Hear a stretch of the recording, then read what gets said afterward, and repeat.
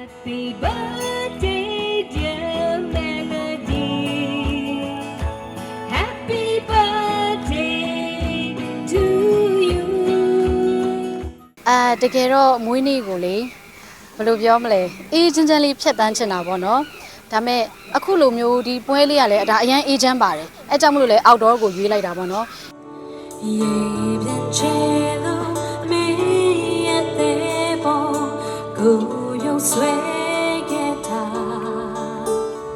ပြီးခဲ့တဲ့နှစ်တွေတုန်းကတော့29ရက်နေ့ဆိုရင်အထဲမှာအရန်ကိုငိုခဲ့ရတယ်ပေါ့နော်ဒါမဲ့လည်းရှိတဲ့နေရာမှာအကောင်းဆုံးတော့ကိုနေခဲ့တယ်အဓိကတော့မနက်စောစောဆိုရင်ဖះနဲ့ကိုနဲ့အချိန်ယူတယ်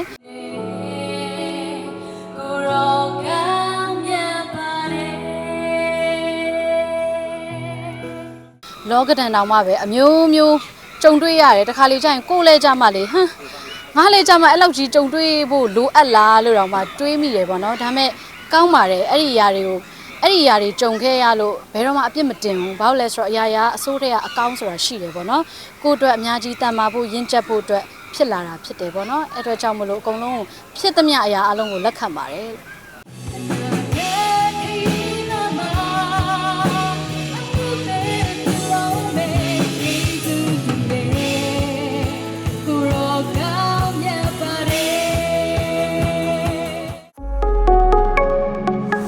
ဒီနေ့ကတော့အသက်28နှစ်ပြည့်တဲ့မွေးနေ့ပေါ့နော်မွေးနေ့မကျင်းပရတာအရန်ကြာသွားပြီပေါ့နော်အဲ့တော့ကြောင့်မလို့ပထမဦးဆုံးပြန်လဲကျင်းပရတဲ့မွေးနေ့လည်းဖြစ်တယ်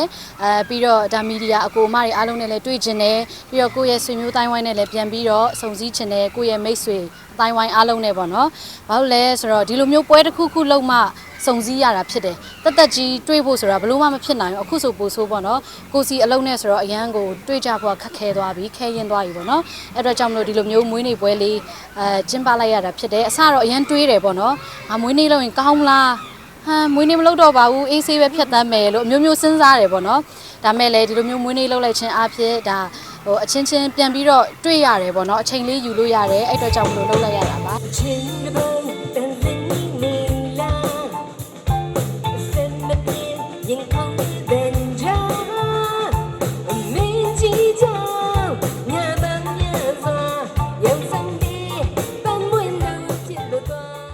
လောက်ထိရင်ကျက်သွားလဲဆိုအများကြီးပေါ့နော်စကားပြောဆိုစိတ်အနေထားလူတွေကိုခွင့်လွှတ်နိုင်လာတယ်ပြီးတော့အတန်ပိုင်းဆိုင်ရာဆိုရင်လည်းအဲ့လိုပဲပေါ့နော်အများကြီးကိုတိုးတက်လာတယ်လို့မြင်တယ်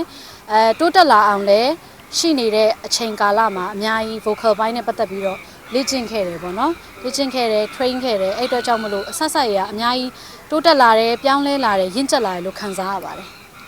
ယုံကြည်မှုရဖို့ကတော့လေအရန်ခက်ခဲတယ်ဘာလို့လဲဆိုတော့ရှေ့မှာအများကြီးကိုကြုံခဲ့ရတယ်ပေါ့နော်မျိုးမျိုးပေါ့လူတွေရဲ့လိန်ချင်းလဲခံရတယ်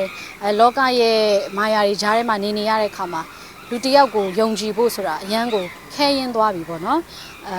အဲ့အတွက်ကြောင့်မို့လို့ထပ်ပြီးတော့လူတွေကိုယုံကြည်ဖို့ဆိုတာကတော့အများကြီးစူးစမ်းသွားရမှာပေါ့နော်အခုကတော့အရန်တီးခံနိုင်သွားပြီခွင့်လွှတ်ခြင်းတီးခံခြင်းချစ်ချင်းမြတ်တာဒီ၃ခုနဲ့ရှေ့ဆက်သွားခဲ့တာပေါ့နော်အဲ့အတွက်ကြောင့်မို့လို့အခုချိန်မှာဆိုအများကြီးတန်မာတာတော့မဟုတ်ဘူးဒါမဲ့အဓိကတော့အများကြီးပြောင်းလဲနေပြီပေါ့နော်ကိုပြောင်းလဲနေပြီဆိုတော့ကိုအများကြီးမြင်ရတယ်သိရတယ်အဲ့အတွက်ကြောင့်မလို့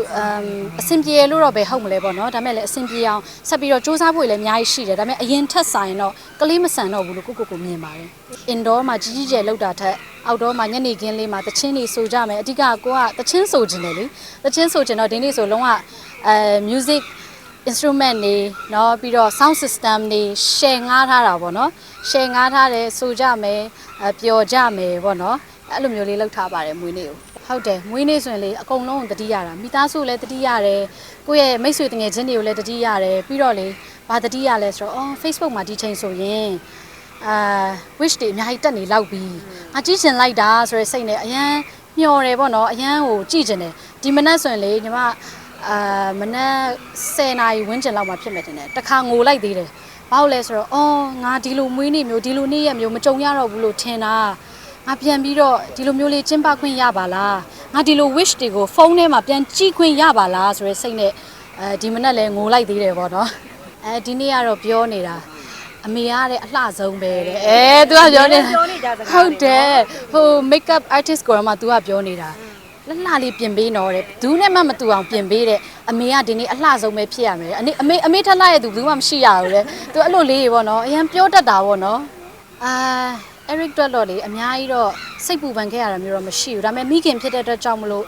လွမ်းတယ်စိတ်ပူတာတွေတော့ရှိတယ်ပေါ့နော်သူနေမကောင်းတဲ့အချိန်တွေဆိုအရင်စိတ်ပူတယ်ဒါပေမဲ့ကြံတဲ့အချိန်တွေကတော့တကယ်ကျေးဇူးတင်ပါတယ်မိသားစုကရောဆွေမျိုးတိုင်းဝိုင်းနေရရောဒါကိုယ့်ရဲ့သားလို့ကိုယ့်ရဲ့မိ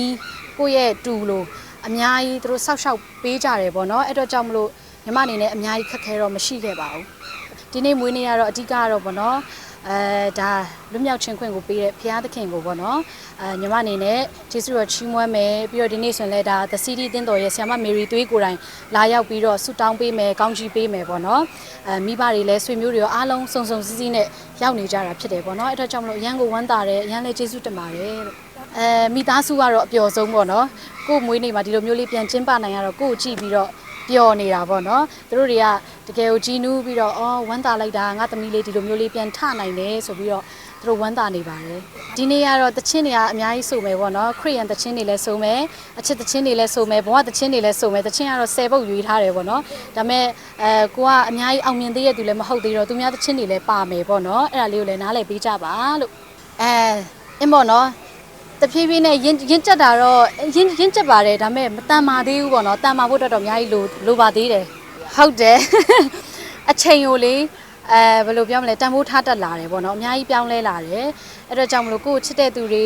ကိုကလည်းချစ်တဲ့သူတွေကိုအချိန်ပို့ပြီးတော့ပေးဖြစ်ပါတယ်လို့တချင်းကတော့ Lost Zero cover song ပေါ့နော် Country Road ဆိုတဲ့ cover song လေးထွက်ထားပါတယ်နောက်လည်းထွက်ဖို့ရှိတယ်ဒီနှစ်တွင်းမှာလည်း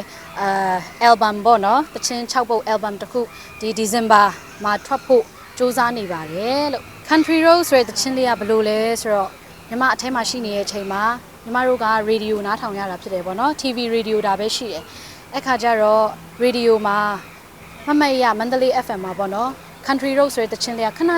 တယ်အဲ့ဒီမှာကိုကဆွဲသွားပြီးတော့လေအဲ့တချင်းလေးကိုဆိုရင်းနဲ့လေငိုမိတယ်ပေါ့နော်အဲ့ဒါလေးအမှတ်တရအနေနဲ့အော်ဟုတ်တယ် Country Road take me home ပေါ့နော်ငါ့ကိုအိမ်ပြန်ခေါ်သွားပါဆိုရဲခန်းစားချက်လေးနဲ့ကိုလည်း mood အပြည့်နဲ့ပေါ့နော်ဒီသချင်းလေးကိုပြန်ပြီးတော့လုပ်ဖြစ်တာပါကျေးဇူးအများကြီးတင်ပါတယ်မွေးနေ့ဆုတောင်းပေးကြတဲ့သူတွေအခုထိချစ်ပေးကြတဲ့သူတွေအခုထိမှတ်မိသေးကြတဲ့သူတွေပေါ့နော်အားလုံးအများကြီးကျေးဇူးတင်တယ်အများကြီးလည်းချစ်ပါတယ်လို့ကျေးဇူးအများကြီးတင်ပါတယ်ရှင်